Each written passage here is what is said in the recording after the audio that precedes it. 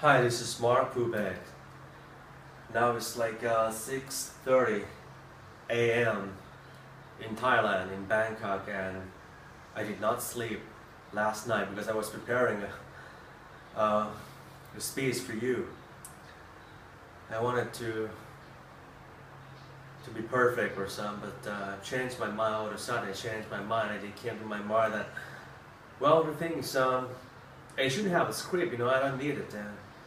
Why don't you just like talk to you like from my heart, from the bottom of my heart, like if you're my client at the stores and you ask me, Mark, you walk to me, should I buy the new Macbook Pro with Retina display 2015? And well, I might say things like, well, there are two different types of clients right here. So, I mean, firstly, you're an existing owner of the last year models, or probably the year before that. Probably you already have the like mid 2014, late 2013, whatever. Should I buy one? Should I like really need the Force Touch trackpad or not? Well, the thing is, okay, my answer is, if you are an existing owner of the probably the 2012, 2013, 2014 model MacBook Pro with Retina display, 13-inch. Well, I don't see a huge difference between the latest model, apart from the 1 hour more for the battery life. You know, in real life uses or real world tests, you won't really see it different, like slightly different. When it comes to the Force Touch trackpads, now we got a story today. Let's say you don't have a Mac, you want to buy one, right? Should I buy it? Of course, it's great, because Apple said on the stage, okay, they wanted to set in new industry standards called Force Touch trackpad. Because your existing trackpad is really suck. It's like a diving board. It suck. So you're gonna need one. You're gonna have to buy a new thing, which is the Force Touch trackpad. Number one, you're gonna have to be aware of one thing. Okay, you want to buy one thing to help you choose the MacBook Pro with Retina display, early 2015. You buy the mid-range. Why? Because the top of the line, I mean the top notch, with 512 GB internal storage, PCIe based flash storage, still way too expensive.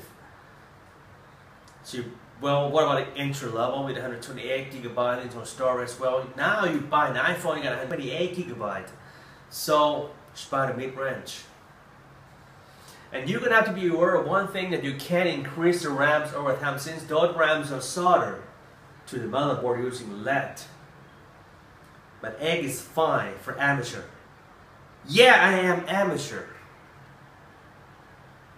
Well, I'm a photographer, but I am an amateur. Because why?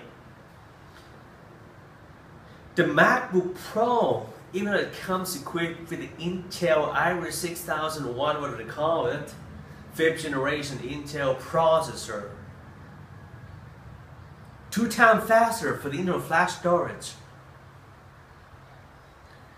it lacks discrete or distinct GPU. It's not a desktop replacement. It lacks discrete or distinct GPU. That's the reason why. So you're gonna have to be aware of this. It's good. But if it's sufficient or adequate for your tasks or not, Final Cut Pro 10, Adobe Premieres, your 3D rendering tasks, that's the point. Why don't you just wait? Wait for the top 15 with, of course, faster GPU or distinct or discrete GPU with the Force Touch trackpad. The Force Touch trackpad is a trackpad that can sense multiple levels of pressure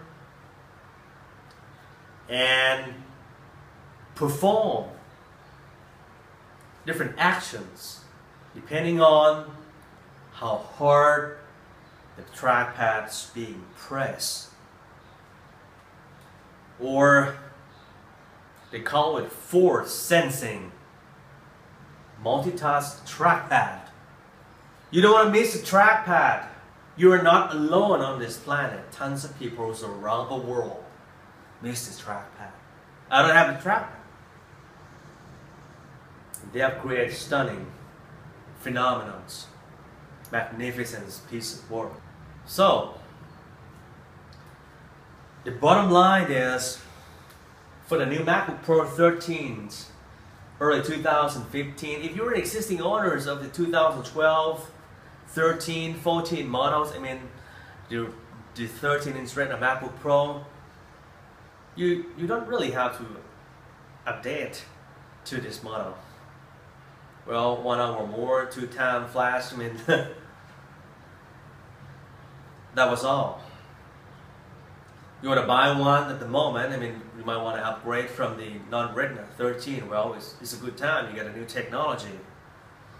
Faster trackpad. You can buy one if you like. Be aware of one thing about the RAM. You can increase the RAM over time, so if you need more than 8 gigabytes of RAM, the native RAM, you're going to have to go to the Apple Store to custom to config page, and you're going to have to increase the RAM on the original sales or purchase day. But of course, you can increase the internal storage like internal SSD. SSD is replaceable, can be slightly like tricky in order to replace that, and might warrant your existing warranty, but of course it's replaceable, but not the RAM since they are soldered to the motherboard. By the mid-range, and if you are a serious creative professional, the 13 doesn't have a discrete GPU, so you're gonna have to be aware of this. You wait for the 15-inch with quad-core i7 with discrete processor. If you really need that faster trackpad. Hey, it's pretty late at night, you know, like, well, it's like 10:20, I think, at 10 p.m. as I'm still working at the store, and I'm still like, I mean, for me, the examination for this new faster trackpad is still ongoing, and I've tried it for a couple of days, like fast trust, and you got like look up for like dictionaries, like you got like quick look instead of you know, tapping on the like space bar or some. Well, to be perfectly honest, for me, I prefer the diving board, because I think, for me personally, you don't really have to agree with me, but I think I do have the right to express my opinion. As with Terrence, I think, well, the thing is, I'm not just a mediocre like Mac user. I mean, like, it's Mark Hubert's opinion. I think the new Force Touch trackpads, or what Johnny App describes as the Force Sensing multi-touch trackpads, I think it's slightly, like, not slightly, a bit. I mean, I think it's much stiffer compared to the regular like trackpad, the diving board, the classic one. So well, I think I'm a big fan of that. And today I've seen the leaked pictures of the new Retina MacBook Pro with the new keyboard with the butterfly mechanisms located beneath or underneath it, and of course it comes with the fastest trackpad for sure. It's new Retina MacBook Pro, probably like during the next Apple special event or something might announce a new Retina MacBook Pro. And I get some updates about, well, yesterday people got some like some sort of like benchmarks result with some.